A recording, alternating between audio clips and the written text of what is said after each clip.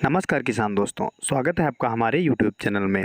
दोस्तों, इस वीडियो के माध्यम से हम आपको बताएंगे कि गार्लिक यानी लहसुन की खेती में किन बातों को ध्यान में रखकर आप पैदावार बढ़ा सकते हैं, रोगों से फसल को बचा सकते हैं और अधिक उपज कैसे प्राप्त कर सकते हैं। वीडियो को अंत तक देखें। अगर जानकारी यूजफुल लगती है तो लाइक करें, अपने मित्रों में शेयर करना ना भूलें। चलिए दोस्तों, वीडियो शुरू करते हैं। सबसे पहले आपको ध्यान रखना है कि हमारे खेत की तैयारी अच्छी से हो।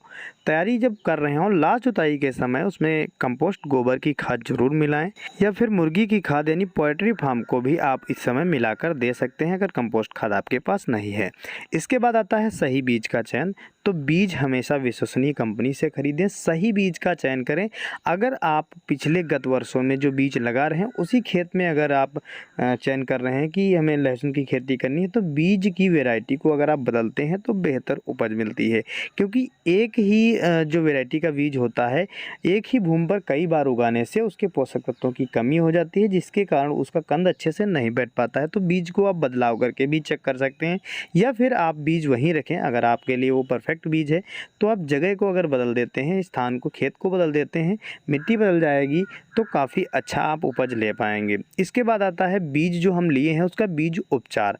बीज उपचार करने से आप 20 से 30% आसानी से रोगों को कंट्रोल कर सकते हैं। ये काफ़ी ज़रूरी होता है। तो जो कंद होते हैं, कंदों की कलियों को अलग कर दें।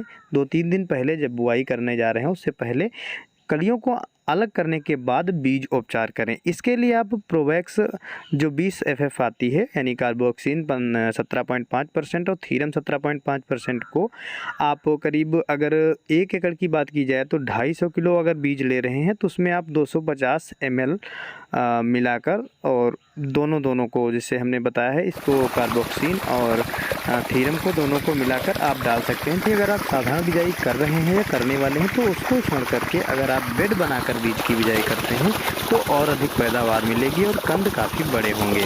इसके बाद आपको ध्यान रखना है, जो पहली आपको उर्वरक देनी है यानी बेसल खुराक देनी है बुआई के समय, उसमें आप 15 kg यूरिया ले लें और आपको 35 kg single super phosphate, 16 kg MOP muriate of potash, 16 kg sulphur जो 80% WG में आती है, और जिंक सल्फेट आपको 4 kg लेना है। प्रति एकड़ के हिसाब से आप इसको डाल सकते हैं। साथ में आप जो 5 किलो जेबा ले सकते हैं, कोपियो 3 किलोग्राम ले सकते हैं। इनको मिलाकर डालने से कीटों पर भी काफी अच्छा नियंत्रण कर पाएंगे, फंगस वाले रोगों पर भी नियंत्रण होगा, काफी अच्छा बीज का जमाव होगा, जिससे पैदावार आपकी बढ़ पाएगी। आगे बढ़कर और बात करते हैं सिंचाई के बारे में। तो सिंचाई आपको सीमित करनी है, अच्छी करनी है। जिस खेत में आप बिजाई कर रहे हो उसमें पानी निकलने की काफ़ी अच्छी व्यवस्था होनी चाहिए। बुआई के ठीक बाद आपको ये भी ध्यान रखना है, अगर बीज ऊपर निकल रहा है, नमी कम पड़ रही है तो तुरंत सिंचाई करें, हल्की सिंचाई कर दें। इसके बाद आपको जो सिंचाइयाँ करनी है वो 8 से 10 दिन के अंतराल पर या 7-8 दिन के अंतराल पर, जिस हिसाब से आपके खेत की नमी निर्धारित रहे, रुक सके, उस हिसाब से सिंचाई करते रहें तो काफ़ी बेहतर आप उपज ले पाएंगे। इसकी बुआई का जो सही समय होता है 15 सितंबर से 30 अक्टूबर तक, ये भी आपको ध्यान रखना है। इसके बाद आपको अपनी फसल में ध्यान देना होता है, सही समय पर उर्वरकें दें, कीटनाशक दें, फंगीसाइड दें, और हाँ, एक बार अपनी फसल में ह्यूमिक एसिड का प्रयोग जरूर करें, जिससे कंदों का आकार अच्छा होगा, बड़ा होगा और काफ़ी अच्छी बेहतर उपज ले पाएंगे। तो ये सारी चीज़ें आपको ध्यान में रखनी है, और अधिक विस्तृत जानकारी से संबंधित वीडियो हम जल्द ही चैनल पर लाने वाले हैं।